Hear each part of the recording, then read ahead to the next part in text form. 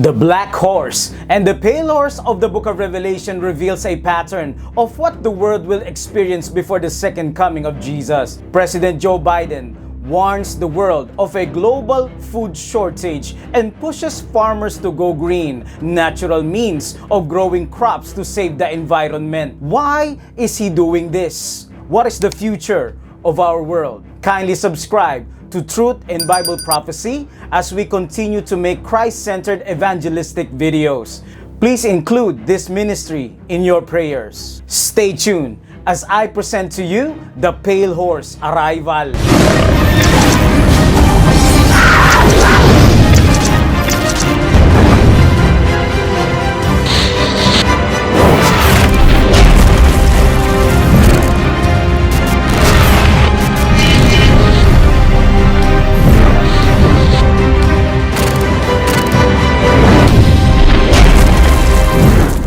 Get ready for hell. UN food chief warns amid Ukraine shockwaves, World Food Program flags famine risk in Africa and the Middle East as Ukraine war hits supplies.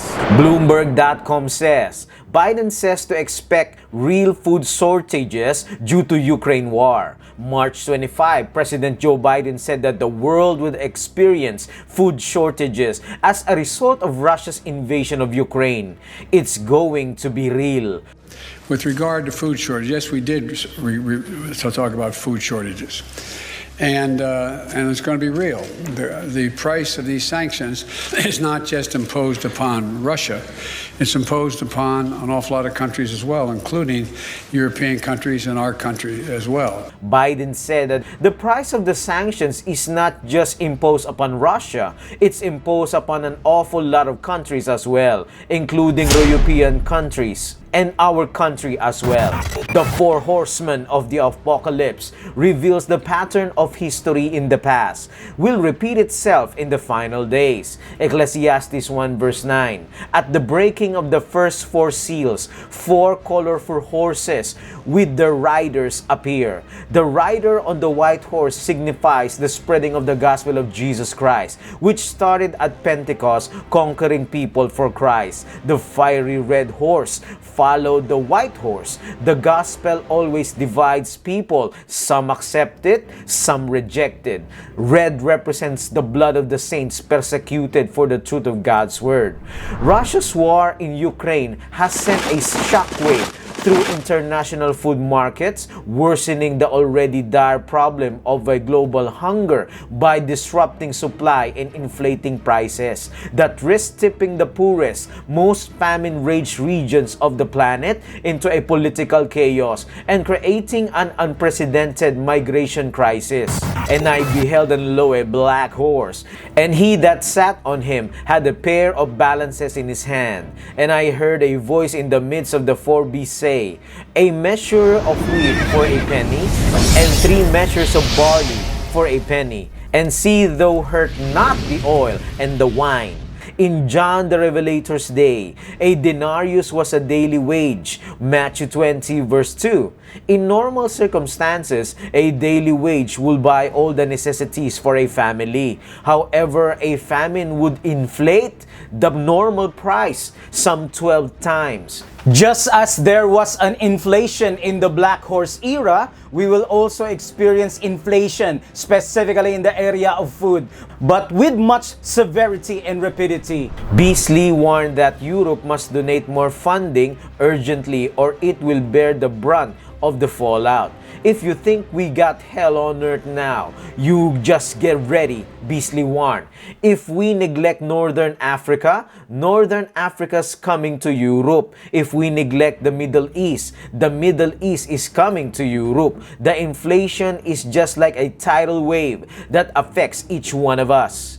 Fortune.com says, fertilizer prices just hit a record high, sparking fears of global starvation and the worst food insecurity level since World War II. Farmers worldwide are feeling the sting of sanctions as the Ukraine war has sent fertilizer prices soaring to new all-time highs, promoting concerns over a global food shortage.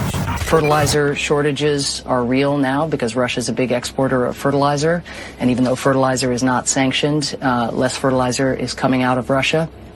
As a result, we're working with countries to think about natural solutions like manure and compost, and this may hasten transitions that would have been in the interest of farmers to make eventually anyway. So never let a crisis go to waste, but we really do need this financial support. A top Biden official said on May 1, 2022, that the Russian-Ukrainian war offers an opportunity to make the necessary changes to promote green, sustainable food and energy. Never let a crisis go to waste, she stated in an interview with ABC News, stating the priority in this crisis is to transition to green natural policies like the ideology of the Great Reset goals. For us to use nature compost and manure, like Samantha Power is suggesting, a logistic nightmare will be produced to achieve that goal. For example, for 1 acre of land, you would need 3 tons minimum of manure to grow and fertilize the land.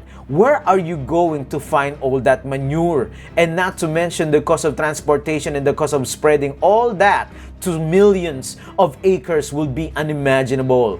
Why is Biden pushing ongoing environmental friendly green policies? Answer: another reason is because Biden is a strong advocate of Pope Francis's Laudato Si. The Laudato Si action plan mentions green policies, reducing greenhouse gases, and goal of limiting greenhouse gas concentration in the atmosphere. Laudato Si paragraph 167, 169 to name a few. If the leaders and the bureaucrats ban commercial fertilizers and force farmers to use compost just to comply to green policies, which of the 95% of the population will experience hunger and famine because food export will not be enough.